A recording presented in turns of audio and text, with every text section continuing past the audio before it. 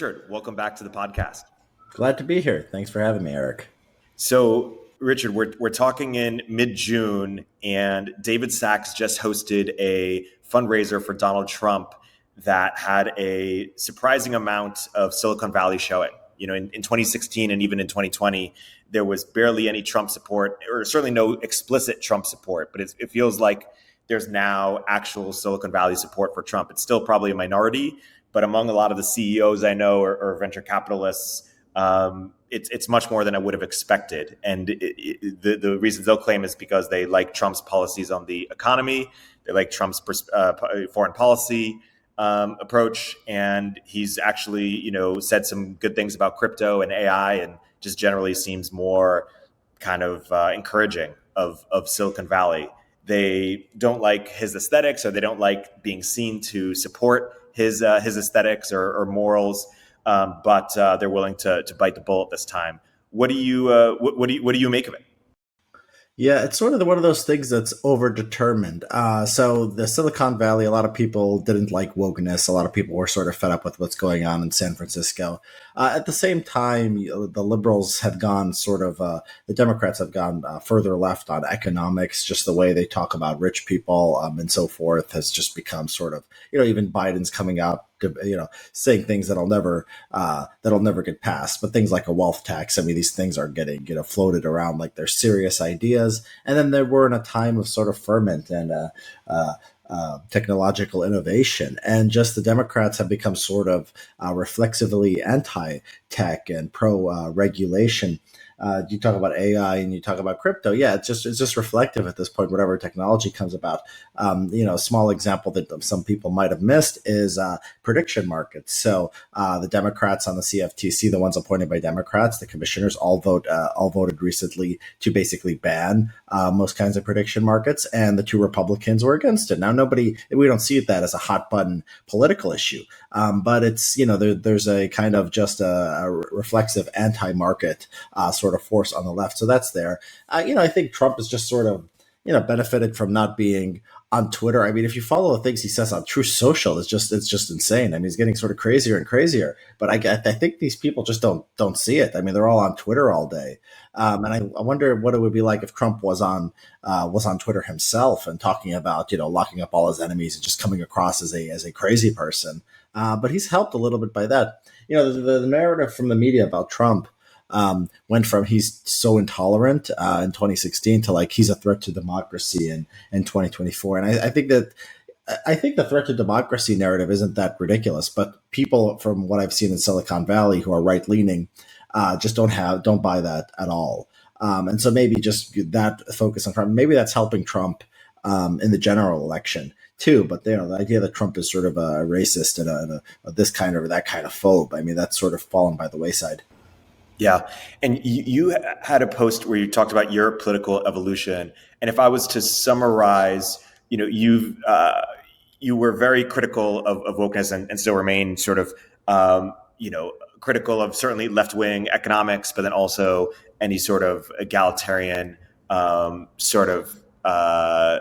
thinking by decree.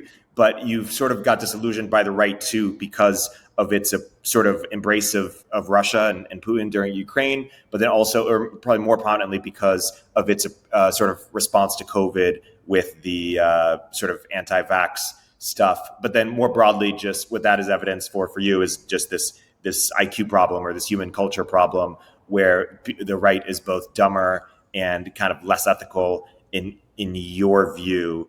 Is that accurate, or what would you add? Yeah, I mean, there's a lot there. I'm not really a conservative, and I think where I agree with conservatives, it's often just because they reflexively oppose the left. So I don't think a lot of Republican voters are necessarily pro-technology or they like change or anything like that. I think they're hostile to change, maybe more hostile to change than a lot of the voters on the left. They're just sort of motivated by cultural grievances, and they don't like the people who are running society, right? But the sort of what's motivating, I think, Republican base and the Republican elite are sort of they cater to this and they partly believe in this, but then they have these sort of classical liberal ideas too at the top. It's basically it's nationalism, and I think we've seen a comeback of sort of the influence of the religious right. I mean, it's always been there, but it's just become more prominent and visible since the Dobbs decision. And so, yeah, I think I had a tendency once to maybe sort of gloss over. And I think that these Silicon Valley guys, I think a lot of them are doing this too. I think people do this in general. People are when they become tribal, when they like one side or the other, they will, even if they don't switch their opinion on every single issue to accord with their new group, they will often just sort of elide, or just look away at the differences or try to explain them away and say, oh, well, but actually there's a good point, or there's some political reason, or this is thing that I actually don't agree with is somehow justified. And I think one thing I don't do, I do much less than other people, is anything like that. Right. And I think just sort of realizing like, wow, there's a lot of things I see conservatives doing, that are just like either wrong ideologically, I just think morally are wrong, or just like stupid, right? So the stupid category, you have like the anti-vax thing, which is just stupid, which is really taken over the Republican Party. I see smart people, Silicon Valley smart people, just saying bad things about the vaccine, and they're just going along with this. I mean, I don't think they've looked much into the issue. And then some things are like a value thing, like the question of abortion, the question of euthanasia. I've seen the freak out over the Canadian program, which, if you look at the data, is completely sensible and humane. And so, yeah, these are sort of, I don't know, like if I changed that much in my political journey, but it's more like a coming realization, like, wow, there's a lot here on the right that I don't like. Yeah, it's fair to say you're sort of a free market biorealist, which is to say whichever party is more market oriented or more liberty oriented, while also taking into account just facts about human nature and how different groups. I don't even care. I mean, I don't even care about the latter point. You could think whatever you want about different groups and why they, end up one way or the other. It's there. I really think that this is sort of you should inform politics based on scientific views, because translating scientific views to policy is a long way. There's an essay I'm going to write, Erik, and it's might or might not be out by the time this gets released. But I think that one thing, by instinctual conservatism, I think a lot of conservatives are like this. Whenever I watch a movie or like a clip or a newsreel or something from the 80s or 90s, the thing that angers me is, the people are thinner and they don't have tattoos and they don't have weird colored hair.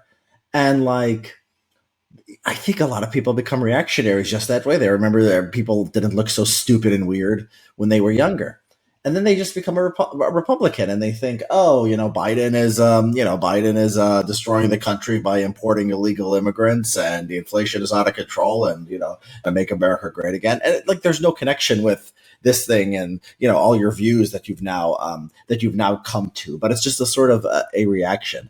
And so I think that my conservatism is something that I share, I think, an instinct with a lot of conservatives, but they haven't figured out that what the political causes they care about are not going to bring back what they like, and it's not going to affect sort of the policy. The policy is not the sort of battle, the sort of plane on which they've lost. And I think I share that with them, like the concern, but there's just like not a lot of serious thinking of like why this happened and what we're going to do about it. And why this happened, you cover a lot in your book. How do you think? You've talked about the IQ problem, or sort of the human capital problem on the right. What do you think are the best levers to try to change that, or how could you imagine that being changed? Yeah, I mean, I don't know. I mean, it's like such a trite answer. Like, you just have to sort of, yeah, I don't know, because this is sort of independent. It's the first of all, I mean, I think there's like the way that happened with the left, it was sort of organically. I mean, I think it was just sort of we funded education, and we had mass education, and we had people going to college, and then there was just sort of a natural tendency for the kind of people who wanted to work. They're effect government employees if you work for a public university. I mean, not technically, you're technically a scholar. I mean, technically you are a government employee, but we don't think of them that way. But that's what they are, and there's just a natural sort of tendency. I think this happened in the second half of the 20th century for those people to drift left towards a kind of statism. And so a human capital problem is just like IQ, right versus left. It wasn't bad, during when Mitt Romney was the nominee. College-educated whites voted majority for Mitt Romney. This is something that's very kind of specific to the Trump era. Now, Romney had a difficult time in that primary because the voters, this thing was happening. This kind of education polarization was happening, and so you have one party which is like, the angry, the angry people, I always imagine the Republican base as sort of old people living on Social Security checks, just like staring at the TV and getting angry. Right, or the Facebook boomer poster, right, and that just that's just not seen as appealing to a lot of people who are young and smart and idealistic. I think that it has to sort of be top down. There's not an organic. There's not like an organic demand. Would it naturally happen if Vivek or Elon was a presidential candidate? Like Trump's going to die at some point, and who do you think? Just a young, smart? Yes. Who's on the top. Who is the representative of the of sort of each side is very important. So yeah, I think Elon Musk probably encouraged some people to find their courage and become more open in their sort of more conservative political views. So sure, if Elon Musk can't run for president, obviously, but if he could and he was sort of the face of conservatism. That would help. But I think the nature of I think the left, they attract people who will be happy to make $50,000 a year writing hit pieces for The Guardian about this conference had this speaker who once said this bad thing and they were associated with this person. And conservatism doesn't have that. I mean, that's partly human capital. It's human capital, it's activism, it's journalism / activism. And the left has that. And I think that's sort of inherent to sort of what the left is at that point. And so that, I think, is not going to be solved. I did write a piece you probably saw called Coping with Low Human Capital. The path is, I don't think, to recapture media and academia. I think those things are going to be what they are. It's just, trying to find ways to sort of go around them and to sort of reconfigure sort of power relations in society and between institutions. Though it does seem that certainly in the last few months, there's been more of a challenge to academia. I don't know if you would call that going around it, but attempts to delegitimize it or challenge it in some way. And similarly, or maybe differently in media, there does seem to be a more emerging, sort of right-wing counter-elite, form of media, which aims to... And Twitter, Twitter has sort of, Twitter was on the side of the left and then Elon bought it. And now Twitter, suppresses links, which I don't like. I want people to be able to read news stories and, for like people to be able to reach my Substack and so forth. But it is sort of, it has taken a power away from the media. And yeah, you look at someone like, not all these things are good, but Joe Rogan, or you look at, Nick Fuentes just had a conference. It really is out of, anyone could have an audience now. And, same thing with academia. It's, how much influence do professors really have over students compared to everything else that's going on in the social media these days? I don't know if it's that much, or influence on society. So I think these sort of stale, kind of established institutions, I think that they're gradually losing power. And what's gaining power is the internet. And streamers and other things, and then wherever the money goes, because when you have money, you can influence public opinion. Hey, we'll continue our interview in a moment after a word from our sponsors.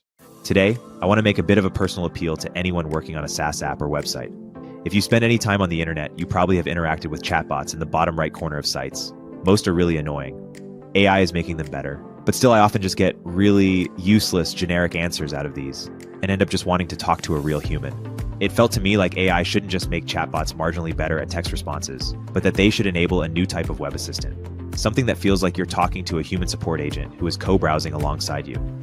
CommandBar is building that user assistant. Companies embed it into their web app, mobile app, or website, and they get a fully generative chatbot that can give personalized responses that refer to a user's past chats, perform actions directly on behalf of the user, like looking up account info, and even start browsing alongside the user to show them how to do something, like a tour guide. It can also nudge users when they seem confused or frustrated. I love when I encounter CommandBar in websites. It's white labeled, but at this point I can tell right away. CommandBar already reaches more than 20 million end users with major customers like HashiCorp, Gusto, Freshworks, 6 cents, and more. See for yourself at commandbar.com/MOZ or follow the link in the show notes. Quick math. The less your business spends on operations, on multiple systems, on delivering your product or service, the more margin you have and the more money you keep. But with higher expenses on materials, employees, distribution, and borrowing, everything costs more. So to reduce costs and headaches, smart businesses are graduating to Netsuite by Oracle. Netsuite is the #1 cloud financial system, bringing accounting, financial management, inventory, HR into one platform. That's one source of truth. With Netsuite, you reduce IT costs because Netsuite lives in the cloud with no hardware required, accessed from anywhere.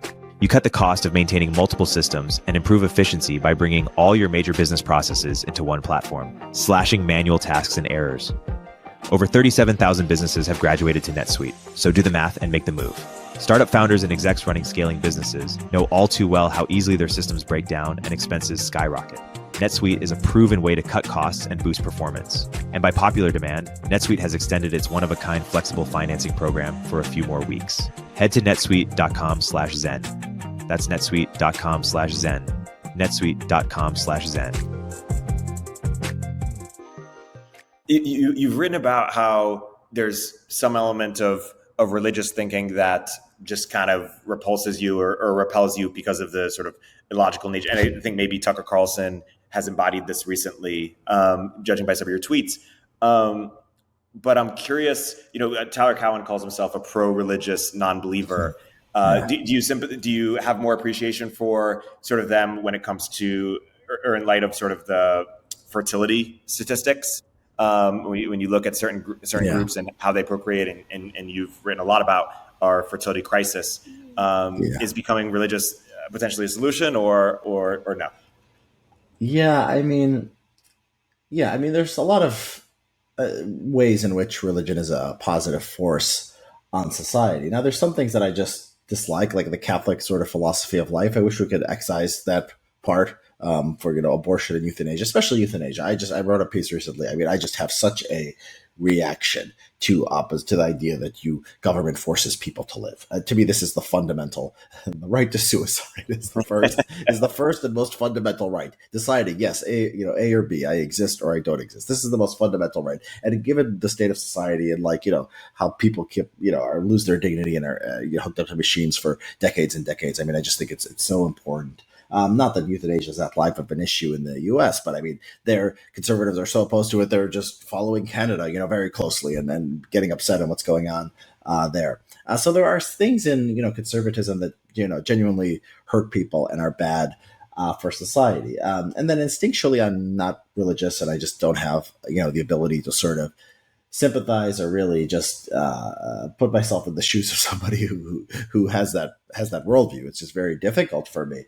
At the same time, I'm a liberal and I understand not everyone is like me. And, religion often gives people comfort and it gives them community. And we've seen in years, we've seen the increase in singledom and people not having children and not forming families and, being lonely, even things like number of friends is going down. We've seen sort of the dangers of not having some kind of coordination mechanisms in society around which people can, meet other people and form lives, everything from friendships to marriage and family and children.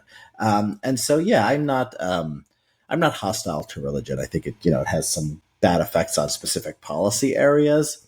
But I think if society became more religious, I'm not sure how I would feel about that. There would be good and bad things. I wouldn't have an instinct this was a terrible thing or a great thing. I wouldn't be, that strongly in either direction. You wrote about some things, the sort of idea of the return philosophy, i.e. we need to go back to the 1950s, gets right and gets wrong. I'm curious if you think there's some sort of line of statistics that say something like women were happier in the 50s. And so, this is sort of Louise Perry sort of, line of thinking. And then there was some people who respond to that and say, either that's not true, or even if that is true, either there is no going back or we shouldn't go back and would rather live in a world where we have a fertility crisis or people are just less happy, but at least they're more free. How do you react to that? Yeah, the idea that women are, the idea that you could just tell people do this and then you will be happy. It's, in the 1950s, they didn't have a sort of, they didn't have an idea of the possibility that it actually could be different. I don't think it struck people's mind that you would have a world where women and men are, entering the labor force in equal numbers in their early 20s. I think that, I think that marriage and family do give people meaning. I think that people should be encouraged to, not get tattoos and not get fat and get married and have children and, behave in ways that are traditionally considered, acceptable or attractive for their own sex. I think we're wired to sort of find that attractive in other people and then be happy with ourselves when we live up to those standards. And so, I think there is sort of, there is something to this idea that like things got worse in some ways. Now, in that piece, I argue that, they become just like very stupid and just reject everything about modernity. They say, they say that, because we focused too much on the economy, we were too materialistic. We didn't protect the jobs from the immigrants or some other, some nonsense like that. There's always this implication that like every single thing we did wrong or like material prosperity, is the problem. And that I would reject. I mean, that's just not really based in reality. I want to go to Trump, and I'm curious. You mentioned earlier in this conversation that you actually do think there's some legitimacy to the idea that he is a real threat to democracy. It's interesting. Some people, Peter Thiel famously said, take him seriously, not literally. And, some people will ascribe sort of this like hidden genius to him, of like his instincts around sort of the Middle East, his instincts around China. You're just kind of like early to different trends. But then others will see kind of the obvious things that he says and say, wow, this person's really dumb or really vile or, I think to understand Trump, whether he's genius or an idiot, I think he is a legitimate genius when it comes to politics and his instinct for self-preservation and power. Does he have some secret wisdom about like international relations or something like that? Usually not. But I was surprised actually, to see like when the story came out of what he was doing after the 2020 election and between that and January 6th. I mean, it was really an organized effort to overturn the election. I studied his policy, his sort of performance in policy areas. He didn't show that kind of sort of, level of attention to detail when he was trying to, formulate a foreign policy or this or economic policy or this or that. It was when it came to like me, Trump, stay in power. He was sort of genius at this. And then the other thing he did was a genius. I mean, just the way he sort of played the Republican Party. He made everyone, I've written about this. He made everyone say that he was the legitimate president, that he won 2020. He made them afraid to say anything different. And then 2024 comes along. Everyone is running against Trump. They've spent 4 years saying Trump is the legitimate president, and the whole deep state is out to get him because he is the only person who threatens them. And they're still saying this during the campaign, basically. And like DeSantis, I mean, when Trump gets indicted for the first few times, Trump attacks, DeSantis attacks, it sounds like Trump. He attacks the prosecutor who's indicting him. How do you expect to knock the guy off like this? But I think there was some kind of genius, like I've got to, and not only that, not only he made people say that, he went and he would endorse candidates or attack people based on whether they said, he won the 2020 election, whether they went wrong with his ideas about vote fraud. And this is genius. I mean, he basically dominated the party and basically stayed as its leader until 2024. I saw this. I mean, I talked about like, you're going to have to challenge him. He's just going to cruise to the nomination. You guys treat him like a god. And, you think that like one day you're just going to say, okay, it's 2024. Now it's Iowa and New Hampshire. Oh, vote for me, by the way. Trump is great. But, look at me, DeSantis. I passed a law that says don't teach gender identity to third graders. That's cool, right? Like, no, these people, you made it the Trump cult. Like they're not going to care what you did in Florida. So the man is a genius. I mean, he is a savant at sort of controlling and manipulating Republicans and the Republican Party. I mean, people didn't see this. So, Mitch McConnell, I think either he said it or was reported about him that he could have tried to whip the votes to convict him after the second impeachment, after January 6th stuff.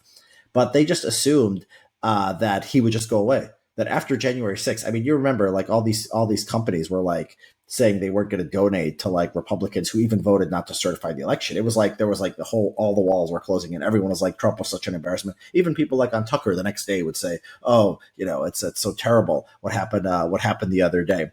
And they say, we don't have to incur the wrath of the voters. We don't have to vote to convict him. He's just going away. This is the end of Trump. they don't see it. They've been fools since 2015. They've wanted him to go away. And so, yes, as you can tell, I'm very just sort of amazed at Trump's, at my own genius, because I've predicted this sort of every step of the way. But Trump's genius too. He's definitely got that. Now, whether when it comes to policy, yeah, it's all over the place. I mean, he doesn't care that much. He's doing, what he's going to do. He signed all those giant, COVID relief bills. I mean, when the pressure is on, he'll just, he says he's going to build the wall. He never builds the wall. I mean, how long, right? He gives the federal society the judges they want, and then McConnell confirms them. I mean, he's the path of least resistance, and just sort of, not doing anything too stupid, but just sort of, doing the, just the path of least resistance in the policy area, but then genius at achieving and holding power. Hey, we'll continue our interview in a moment after a word from our sponsors. If you don't already subscribe to Turpentine's industry-leading newsletters, like our new daily AI newsletter, Emergent Behavior, or Media Empires, you should. But that's not what I'm here to tell you about. The platform we use to power these newsletters is called beehiiv, and it's excellent. First of all, it was started by the same early team who helped build Morning Brew into a $75 million newsletter business. And they built beehiiv to offer that same powerful functionality to anyone sending emails. From essayists to business owners, the platform is beautiful, their text editor is intuitive, and they help you scale your audience with custom growth features. beehiiv has powerful tools to help you monetize your content. You can easily launch paid subscriptions or pursue an advertising model. The beehiiv platform will even connect you to premium brands to sponsor your newsletter. Not only do we use them, but thousands of the top newsletters in the world also use them, like Milk Road, Blockworks, the Lindy newsletter, and so many more. beehiiv's founder hooked up Moment of Zen listeners with a sweet deal. Get 20% off for 3 months with code MOZ. Visit beehiiv.com, that's beehiiv.com, to get started. Fast forward to the end of 2024. Think about your goals. What can you do right now to give yourself the best chance of succeeding? If learning a new language is on your list, you absolutely need to check out Babbel. Babbel offers a range of learning tools, self-study app lessons, live classes, and even podcasts, which have always been my favorite way to learn. Studies from Yale, Michigan State University, and others continue to prove Babbel is better. One study found that using Babbel for 15 hours is equivalent to a full semester at college. Babbel isn't just a game to kill time and make you feel like you're learning a language. It's not overly academic or rigid either. It's all about learning language for the real world. Babbel stands out because it's designed by real people using a modern conversational teaching approach. It's not always easy, nothing worth doing ever is, but it's straightforward and designed to help you start speaking in just 3 weeks.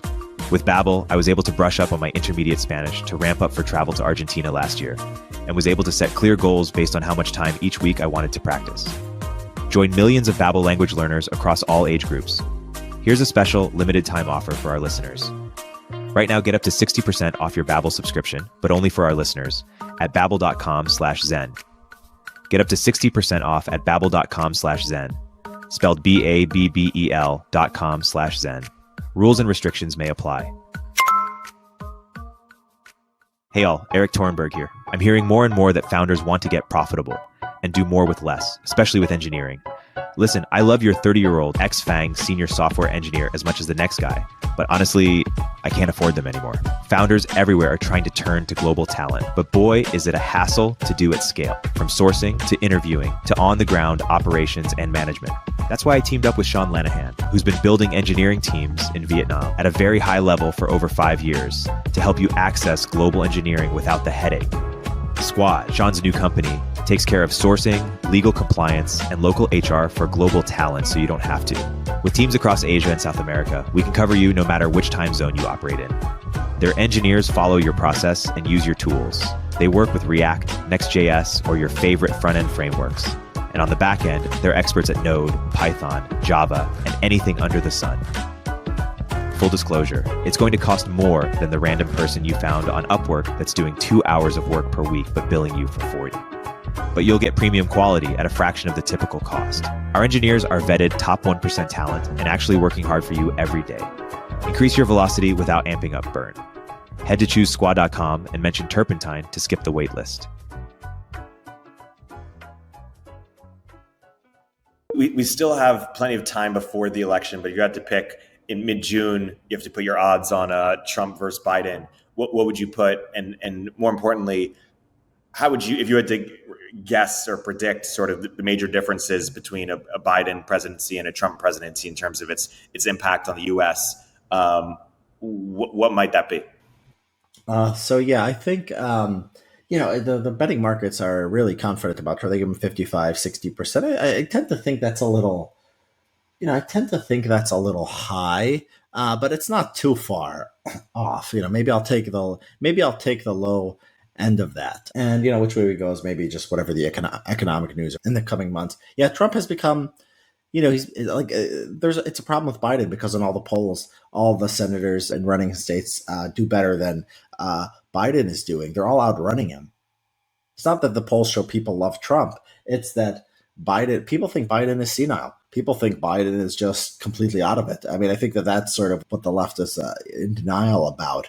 It's a close race, but the polls could be off 3 or 4 points in either direction. That's a norm. That's a normal polling miss. I don't have really strings of. You say, well, they underestimated Trump in 2016. They underestimated Trump in 2020.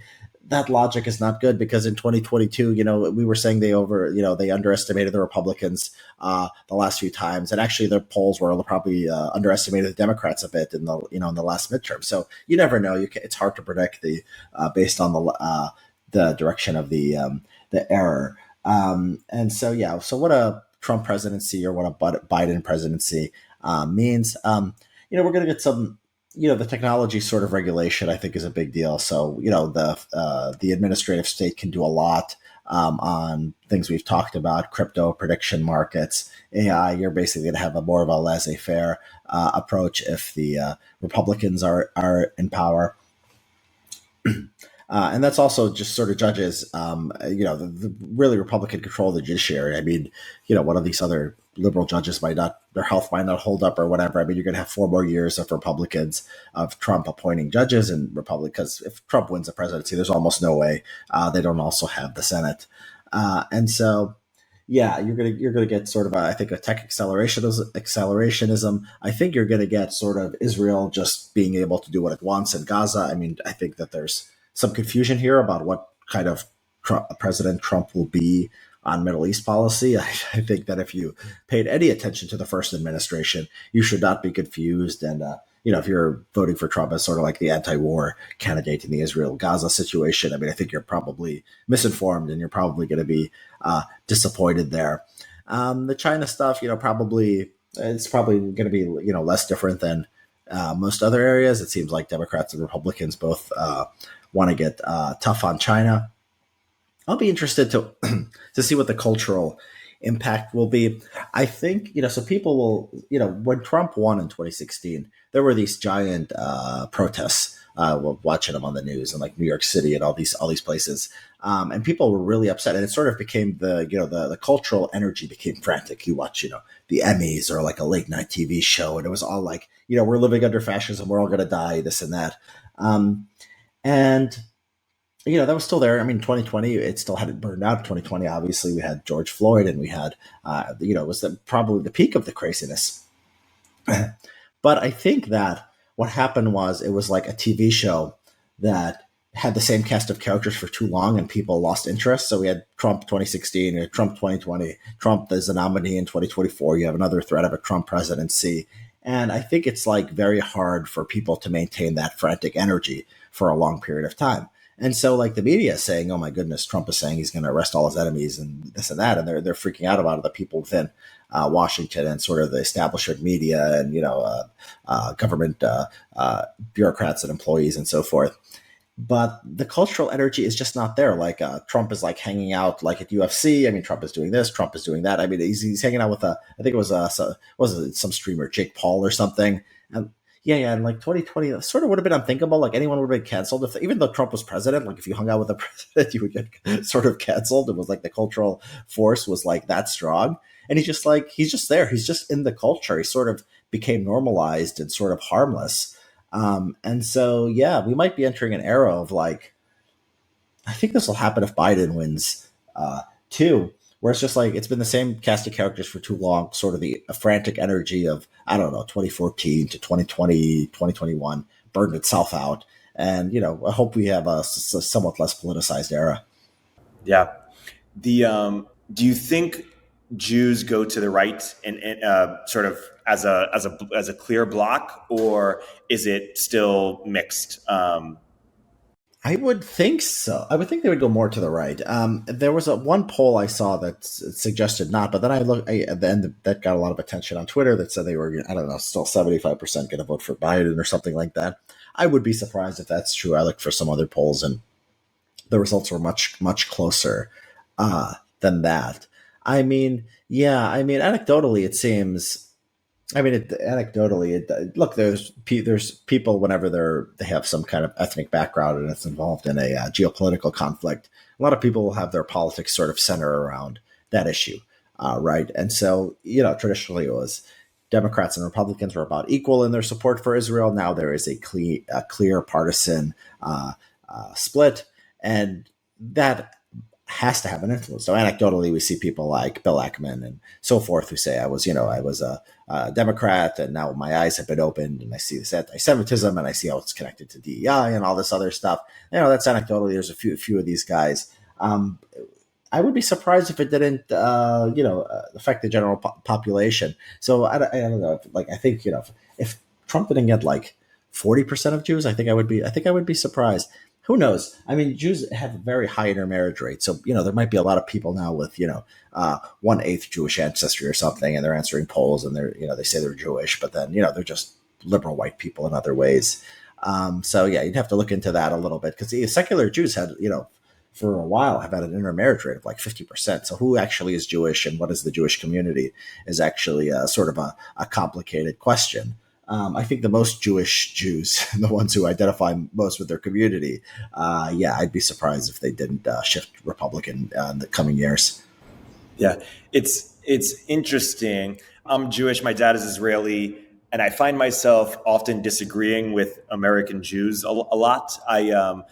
On sort of both axes. I find myself one proposing, Israel to do, more sort of aggressive things to protect itself than American Jews are typically comfortable with, or they typically want Israel to be more left wing than I do, separate from even this conflict, or more secular even. At the same time, I find that American Jews also in the U.S., in my humble opinion, even before this crisis, before October 7th, tend to inflate the concern of anti-Semitism.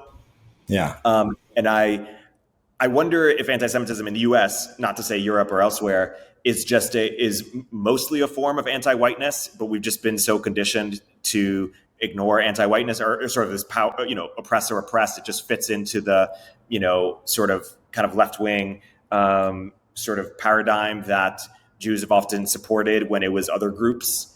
And this is why a lot of right-wing people like Tucker Carlson, et cetera, are mad at Jews for sort of being hypocritical on this element. Do you sympathize with that sort of self-critique that I'm giving, or what do you think?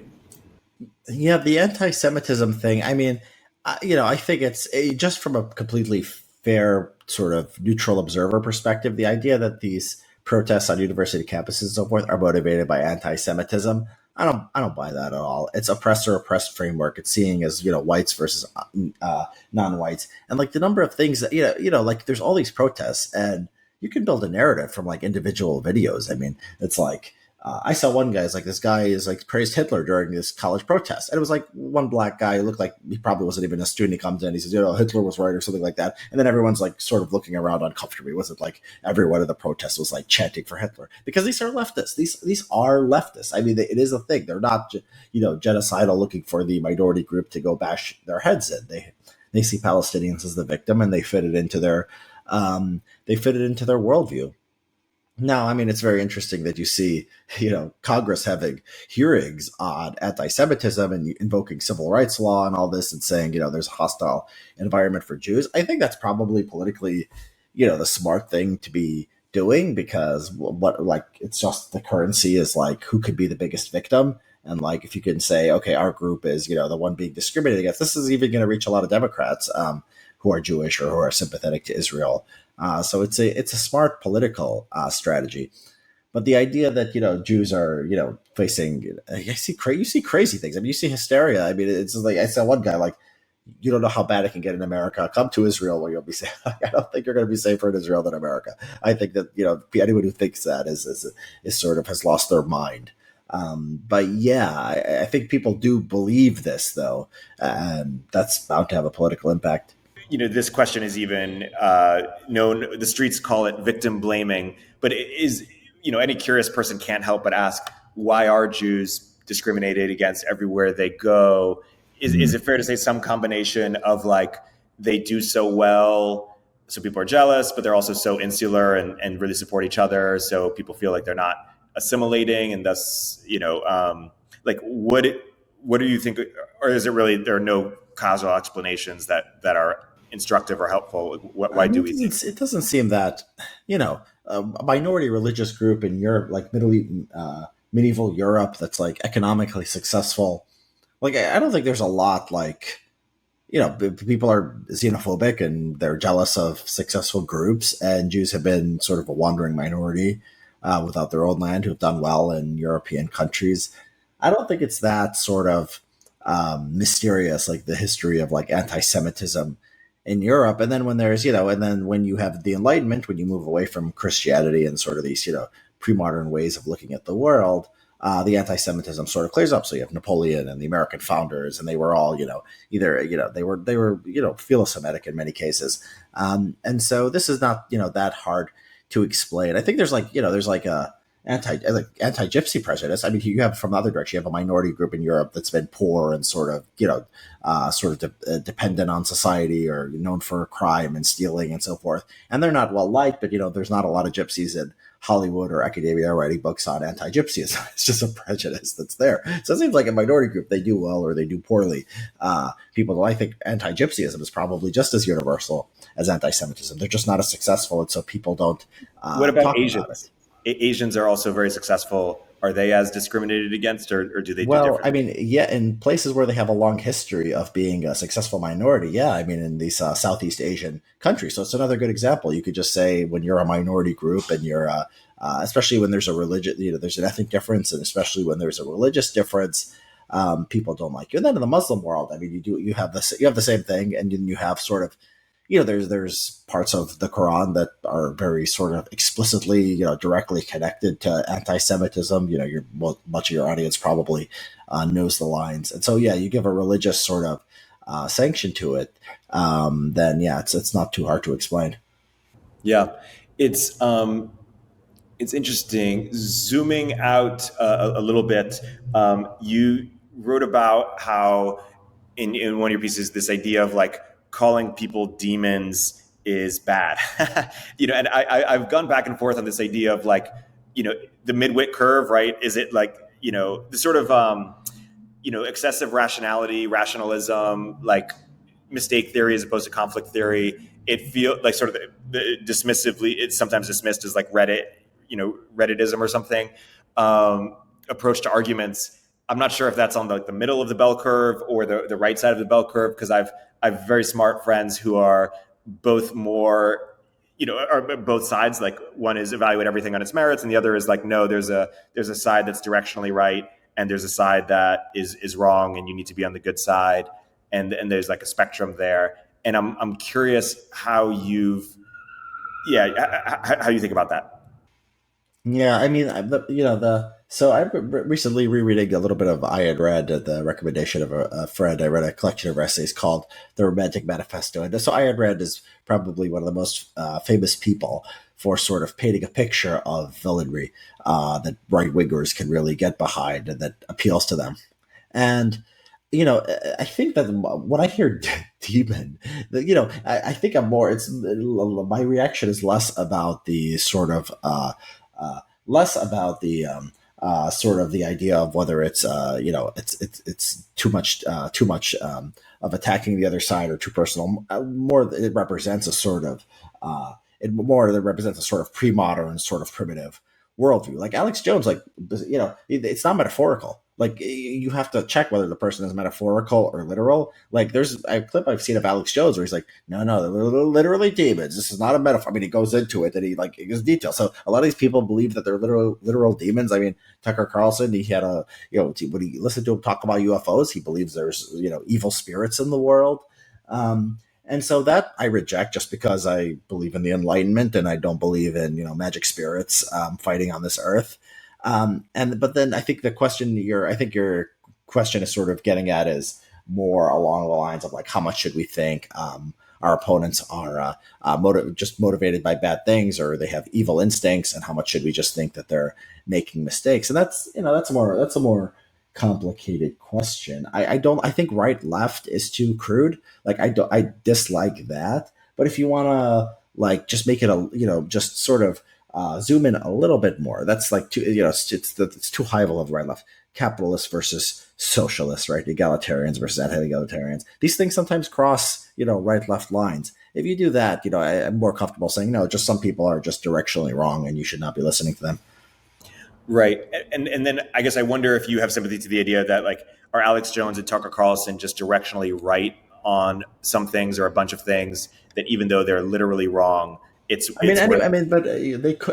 could be directionally right on some things. Yes. I mean, everyone. Is Ibram Kendi directionally right on some things? Yeah. Is he directionally right on things that are helpful or instructive or that we should follow? I don't know for Kendi, but like, is Jones, was he early to identify like a cabal of elites who are pedophile? I'm just teasing about the pedophiles, but who are controlling things and like mandating, like, was he directionally right on some key things that thus, do you take conspiracy but not literally point? It's a contrast to the intellectual yet idiot. Look, I believe Ibram Kendi is. Look, I can make the case for Ibram Kendi. I mean, he believes in sort of secularism. He believes in the Enlightenment. He doesn't think his opponents are literal demons. He doesn't. He's not a crazy person who wants to regulate people's decisions about whether they can eat lab grown meat or these other weird right wing cultural sort of things that they want to do. So yeah, Ibram Kendi is directionally right. I could find ways that I could pick and choose policy areas where I think Alex Jones is directionally right. That I agree with. I think that what Tucker and I think Alex Jones represent, and you could pick and say, oh, they're right about this or they're wrong about that. They represent fundamentally a conspiratorial worldview, and I think that's just wrong. I think this just sort of melts the brain. And I don't think I just don't think it's good epistemology. I think that they're, wrong on a lot of things. They just get their basic facts wrong about like who, what, where, and why, what happened. And then their view that sort of elites are sort of all in cahoots and pushing society in a certain direction, and to give sort of planning to this idea and to sort of tie in transgender policy. It's like a Tucker rant will be like, they call you racist for not wanting immigration, and then they tell your son to change his sex, and then they ship them off to Ukraine to go and fight for Zelensky. And it's like, it's so stupid. I mean, just thinking like this, your brain is rotted, and you're like not understanding the world. You're literally a crazy conspiracy theorist. And we used to stigmatize that. And we should stigmatize this type of thinking. No, not directionally right. No, it's a stupid worldview, and it should be called what it is. Do you sympathize with the idea that, or the mistake that they make when they talk about these conspiracies, is that they, to your point, they ascribe too much order to it or too much planning to it, but it doesn't discount that maybe via like emergent collusion, some of these things are actually happening. So like, what do you mean, like emergent collusion? These things are like, what? Like, what does that mean in concrete terms? So it's not like there is a group of people, although sometimes there is, but a group of people who are determining sort of, let's say something like sort of the critical race theory stuff or the transgender stuff. Take some of the biggest complaints that the right has over the, and we'll take out Ukraine for this one, but maybe some of the more social stuff that the left has been pushing. And they might say, hey, it's this cabal of people who's deciding everything. But actually, in some ways, it is sort of a minority of the country speaking or sort of dictating, stuff on behalf. Or I guess, do you not take the cathedral to be an instructive view of how sort of society operates in some ways, or there's this like loose affiliation between media, I mean, academia, government. yeah, I mean, they have affiliations. Like, yes, I mean, okay, there's a left wing media and there's left wing activists, and left wing people sort of have bad ideas. I mean, we could like you could talk about that, and that's largely true. I've never understood like calling it the cathedral. I've never like understood what that label does for you, how that helps sort of sharpen your thinking or like clarify things. And it's too much. Yeah, I mean, I don't think it leads to good places. I mean, I think you become an idiot. You become easily manipulable. Someone can come along and say they're trying to take away your stakes and they're trying to, sterilize you with Klaus Schwab, and you'll go and you'll ban lab grown. You'll do anything. I mean, you'll do anything as long as someone can wrap it up in one of these culture war discussions. So, yeah, I don't think it's helpful for understanding the world. I think it makes people sort of dumb, and it just sort of makes them, less effective and undertaking bad policy. I'm just not a fan of this stuff. I'm trying to find a way to sort of be sympathetic. Okay, I mean, I really see how I could justify it in my way. I can't justify it in epistemological grounds that it's actually getting at truth. But I can justify it as maybe it's a way to motivate people. Like maybe it's like a way to, like I think that the Trump cult in the Republican Party, it's actually quite, it's quite an electoral advantage. I mean, if you have 100% of people, they're all going to say every single indictment or everything he's been charged with or everything they say about him, they're going to take the line, that it's bad. I mean, that's impressive. That's an impressive level of sort of discipline. And maybe people need a wider narrative. You don't have Christianity, and that even on the right, you don't have Christianity as sort of a unifying theological view.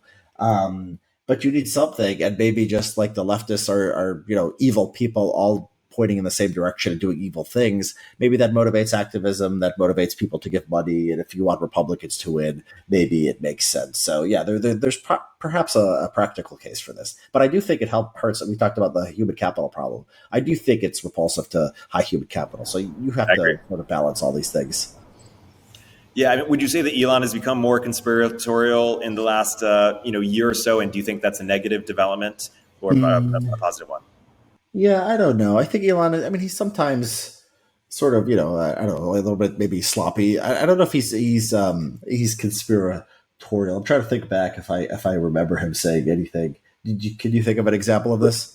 I mean, what are things he's rallied around? He's 1350 posting crime stuff, immigration. Yeah. He's big on that. Well, okay, yeah, he does go into this stuff about white replacement theory. Yeah, exactly. Yeah, that stuff I would consider pretty close to a conspiracy theory. I mean, especially he says, "Oh, they're just importing voters." I mean, I think he might have said so Biden could win, which is like they're not going to be here and voting soon enough to help Biden win. And so I don't know if Elon said this or he was like responding, positively to someone who said that, but I do remember something like that. And so, yeah, I do think he is a little bit, he keeps his head better than a lot of people. I've seen him, go against right wingers on, immigration, parts of immigration. I saw him, defend euthanasia to a certain extent. I mean, he's not completely brain melted. It's hard to be on Twitter and sort of have strong political opinions and not sort of just buy into some crazy things. Yeah, some people will post sort of things that maybe looked like they were conspiracies, like 10, 15 years ago, that like gay marriage could lead to sort of what happened with trans, or some of the race stuff could DEI could lead to BLM or things like that. Well, I mean, that's a good example of like how this is a sort of an error, because they say, gay marriage, leads to trans. Okay, you can say some of that. There's a lot of the gay marriage opponents predicted a lot of crazy things, and not all of them happened. I mean, they're sex with animals, pedophilia. Like they think pedophilia is everywhere. I mean, they think pedophilia is about to be legalized. I mean, I don't see evidence of that. And so, yeah, I mean, these people, I mean, they might have some hits, but they also have a lot of misses, and then sort of selective in what they remember. It's like the economist who predicts like 8 of the last 2 recessions or something. Yeah, yeah, exactly. I mean, it's still early. Pedophilia could what would they call it? MAPS now. I forget what the term stands for, but minor attracted persons. Yeah, I've seen this. Like, I looked into it. It's like one academic. It's not like any state has like made this a category. It's weird. The pedophilia thing is funny because they're going in the opposite direction. They're saying age gaps, it's like you can't even consent to sex if you're 25, if your partner is 45. And so they're going in the opposite direction. I mean, it's like not even adults can consent to sex anymore. So I don't know how close we are to pedophilia. It's anarcho tyranny, but for sex. If it's the right minority, I'm sure, or right person, I'm sure them at 16 is going to be fine at some point. There'll be a Greta Thunberg like character who is 16 and wants to just have sex. Yeah, I mean, you saw the New York. They went after the French because the French have a sort of lower age of consent. I forgot what it was, but it was lower than the U.S. And like, and culturally, like people in their memoirs would say they had sex with teenage girls. And there was a big thing in the New York Times, like, oh my God, can you believe the French are doing this? And I think they, under the pressure, they started denouncing all the people who had these, experiences with underage girls. So like we had an example of them like canceling a culture for being too quote unquote, friendly to pedophiles. If you you wouldn't even call that pedophilia 15 years ago. I mean, the expansion of what we call pedophilia is really another story here. But no, we're going in the opposite. I mean, pedophilia, we are as far away from that as possible. Let me tie up some loose ends before we wrap here. So on the Jew point, someone told me recently this interesting idea that Jews just tend to be the best activists, like for all sides, whether it's left wing, right wing, anti-Semite, pro-Israel, libertarian, Marxist, capitalist. Just Jews are the best arguers, and they tend to be activists on all sides, and thus this is why maybe they tend to be less conservative. They're always trying to change things. I don't know. I don't know if they're even that underrepresented. I mean, if you take the class of intellectuals and you take all the white Christian intellectuals and all the Jewish intellectuals of the last, say, 100 years, are the Jewish intellectuals to the left? I don't know, because you look at like the free market economists, like Milton Friedman, right? Like a Richard Posner, like Law and Economics, the entire Mises Institute. These Hayek, was Hayek Jewish? No, I think Hayek actually wasn't Jewish. Someone corrected me on that. But a lot of the sort of the free Ayn Rand. I mean, a lot of these free market economists and philosophers, they were, they were themselves Jewish. Yeah, I think that I had a article, The Great Jewish Realignment of 2023, and all you have to assume is Jews are higher on verbal IQ and they care more about politics, right? And I just think there's, there is just this sort of, and I think Arabs are like this too, where there's just like more interest in politics, just more interest in sort of broad abstract ideas. I don't think it's a coincidence. This is sort of, this connection is maybe sort of, maybe not, obvious to people, but I've always believed this, that sort of, it's not a coincidence that the three major, the major monotheistic religions that sort of spread to the rest of the world all came from the Middle East. I think there's something about that region where people like to fortunes and argue, and you look at something like a country like Lebanon and Syria, they've got like this dizzying array of like 10 different religious groups who all hate each other. And the Jews have their roots in this part of the world, and they come to the West and they're dominating, every ideological sort of faction.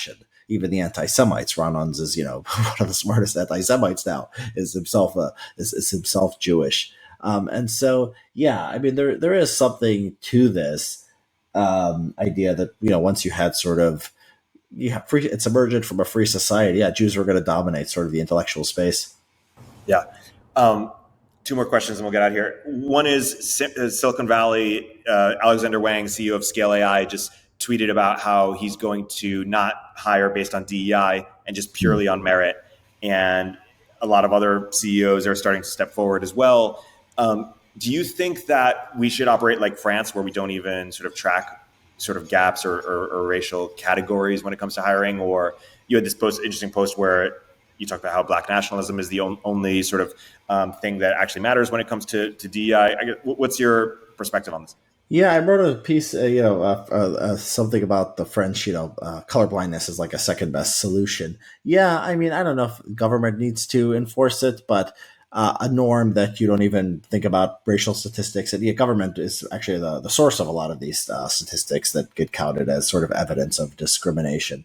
And so, yeah, that's one of the arguments of my book, that like we should just not be counting this stuff, and sort of what we count ends up being what we focus on. So the government, for historically contingent reasons, doesn't count religion and like how many Protestants or Catholics or so forth are in any particular job, and we don't count different categories of white people or different kinds of Hispanics. And people don't care about those disparities. We care specifically about race. because of a specific history of the Civil Rights Act and the way that, the decisions that were made bureaucratically in the 1960s and 1970s. And yes, it would be better if we just got away from these classifications as much as possible. Yeah. What's your most recent book, of course, the Origin of Woke? What's your next book going to be about, or what are some of the big intellectual topics that you're looking forward to spending a lot more time on? Yeah, I mean, I'm interested. One of the things I'm really interested in is like the degree to which America works, like the degree to which it works, even though you have a lot of reasons for thinking it shouldn't work.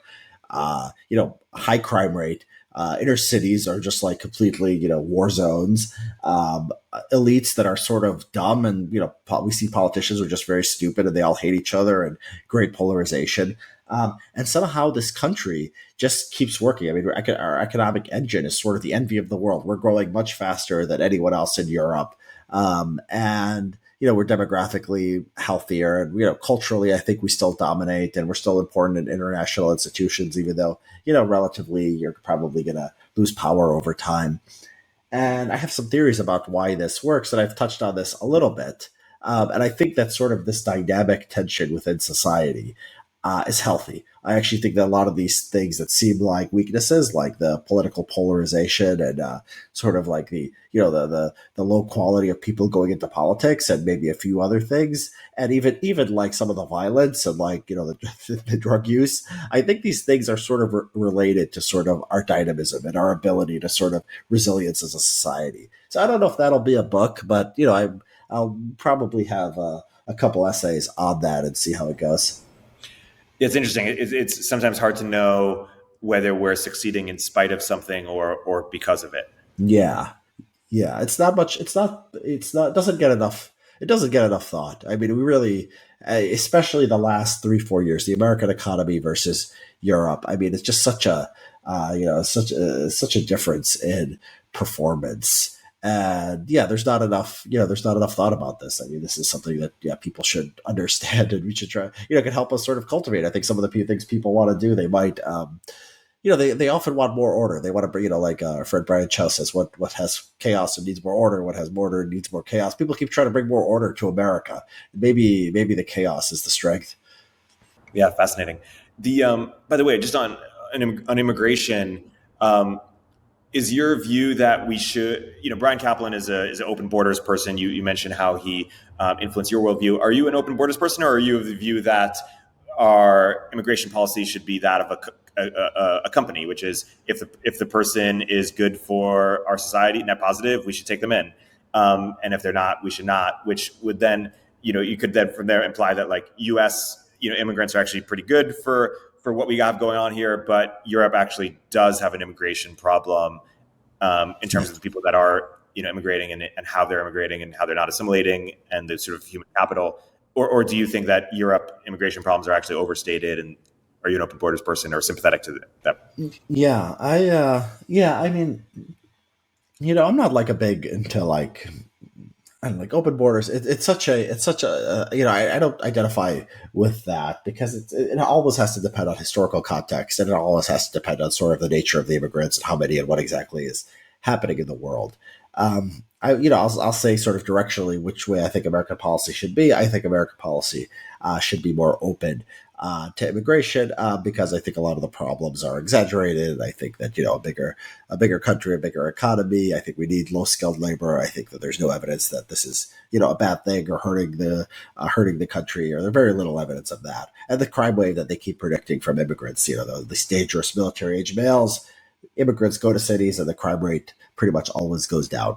And so in the U.S., I think we have a healthy mix. In Europe, it's different because a lot of these, you look at the crime rate between, North Africans and native French, and you look at sort of the cultural differences, and you look at sort of, the societal tensions. They seem a lot realer than what we have in the United States. Now in Germany, I mean, there was a lot of Syrians that came around, 2015, and it doesn't seem to have worked out too badly. France, it seems to not have worked out as well. But yeah, I generally am more sympathetic to more immigration, although I understand that there are certain circumstances where, you could have too much. I think like, if ideally like one country would, one or two countries in Europe would just have completely closed borders, and then just in case like, somehow it just, destroys everything. Like, I don't think that's a high possibility, but whatever. Like Hungary, okay, you could be to yourself. You're not that great. Not many people like it. And, it's good if it works out and people love Hungary and it turns out to be a great success for that. Yeah, we'll all learn something. Yeah. Last question. What would you say to a imagined critique that says that you're something of like that you overvalue the importance of IQ and maybe undervalue the importance of common sense? Like if you take, I don't know, I'm trying to think to quote unquote extreme people like Tucker Carlson on the right, and for lack of a better word, like a Will Wilkinson on the left. Obviously, I should say obviously, or maybe the Alex Jones on the right.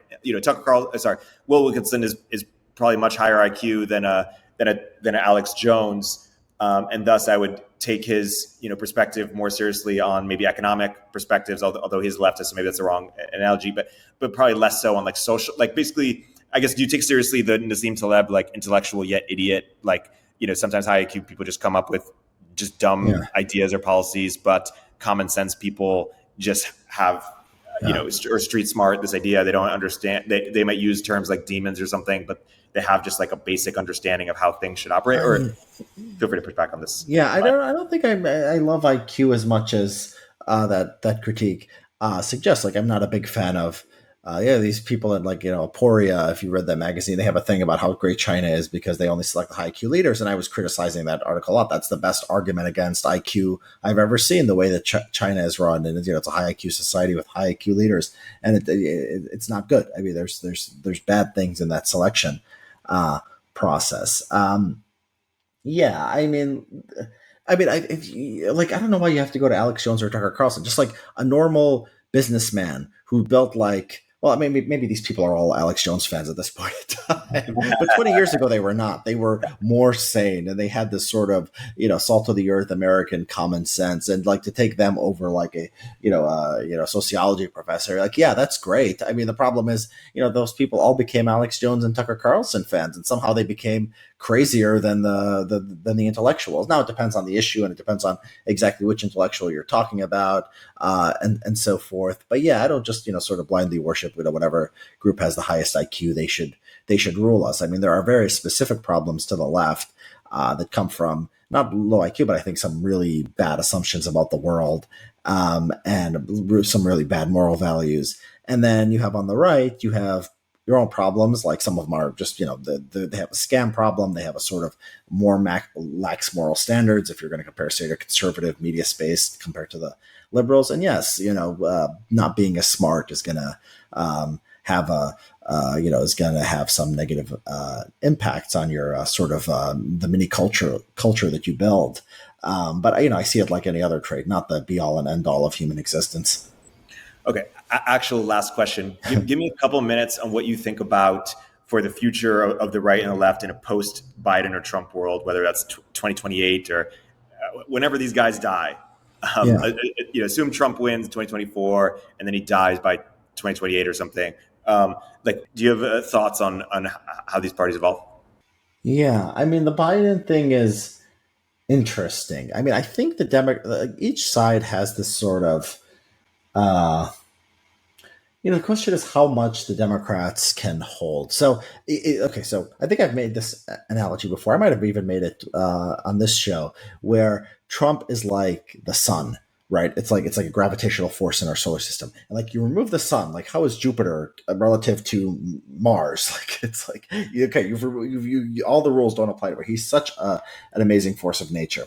Right. And so it's hard to sort of predict what happens when Trump goes away. I don't think he goes away for a while. I think he's got to be, if he loses in 2034, I've always said he'll run and win the nomination in 2028, and otherwise he'll be a president. And then he'll leave office in 2028 if he wins, and he'll go 2029 and he'll be put on trial. The trials will still be the center of Republican politics, right? So he's not going away for a while.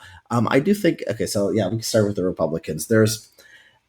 I sort of think it would go back to normal. I mean, Nikki Haley ended up being pretty much second place. She went, she did better than Ron DeSantis, and then just maybe everyone who liked DeSantis liked Trump.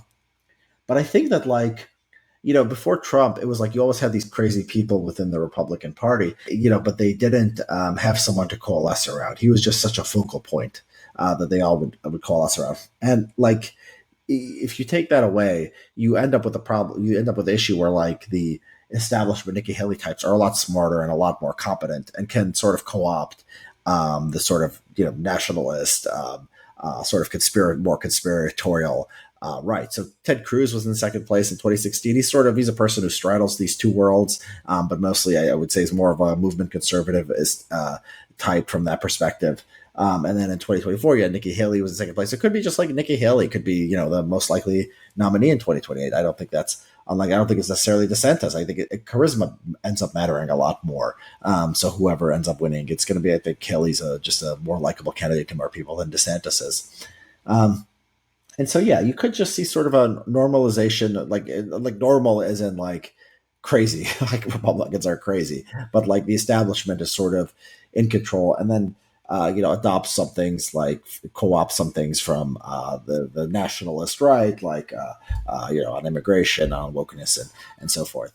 Nikki Haley, when she ran for, she opened her presidential campaign. She had a video where she said wokeness is, the greatest threat to America or something. I mean, like, people think of Nikki Haley as establishment, but no, she's like talking like DeSantis on these things. And so that, that battle within the Republican Party is won. Okay. And so the Democrats, I mean, they're an interesting place in that their most talented politicians seem to be more moderate. And so they still have at the state level the ability, and Republicans have this too, like state governance tends to work better, where they have these governors who don't come across as crazy people, who are far left on like abortion, which you can be because public opinion is pretty left wing. They're usually a little bit more pro-Israel than the Democratic norm, and they're slightly more friendly to business than the Democratic norm. And so I'm thinking of, they're sort of neoliberals. They're probably the people who read, Iglesias, or their staff reads Iglesias or whatever, right? So it's like Josh Shapiro in Pennsylvania, Gretchen Whitmer in Michigan, Gavin Newsom, a little bit more left-wing, but, he sort of presents as a sort of very moderate guy. He talks about the freedom agenda in California. I don't think it's much freedom in the state, but, that's how he presents himself. And so those are like the best politicians on the right. I think they have the upper hand. I think that Gretchen Whitmer / Newsom types over like the AOC, Cori Bush types. I think those people are sort of, they're from a different culture. I think I think that's not the majority of Democratic Party. I mean, all the Republicans have is sort of Fox News and talk radio and so forth. The Democrats have, the sort of more intellectual culture of Vox and the New York Times, Washington Post. And I think that like somebody like, Josh Shapiro, Gretchen Whitmer, that's, perfect for there. And so I guess what I'm saying is the Democrats, when Trump is gone, Democrats are going to win every election because they have their smartest candidates, and their most broadly appealing candidates tend to rise to the top. And Republicans are just sort of an insane sort of free for all. And I really wonder, people think Trump hurts the Republicans. I wonder if he's the dam. He's just holding back the liberal flood because he has unique political talents, and a unique appeal to large parts of the country, and importantly, a sort of unifying effect on the Republican Party, which is a political advantage. When he goes, I mean, I think I would be more optimistic about the Democrats in the long run. Trump as the savior will yes, end on that. The source of stability, in our politics in the Republican Party. The only thing holding back the left takeover. I guess all these people are directionally right, maybe after all. Yeah, you and Alex Jones actually agree. I'm just teasing. Richard, there's been a great discussion. For people who enjoyed the conversation, highly recommend following Richard on Twitter and on Substack, and check out Richard's new streaming activities as well. Is there anything else you want to plug? Of course, obviously the book Origin of Woke we covered last time, but anything else you want to cover? Yeah, I mean, the Twitter and the Substack are the important places. Twitter is a little bit, a little less serious, but the Substack is where I sort of flesh out these ideas more. So yes, you could just richardhanania.com, Twitter, Richard Hanania, very easy to find. Excellent. Richard, thanks for coming on. Thank you. Hey everyone, Erik here. At Turpentine, we're building the first media outlet for tech people by tech people. We're the network behind the show you're listening to right now.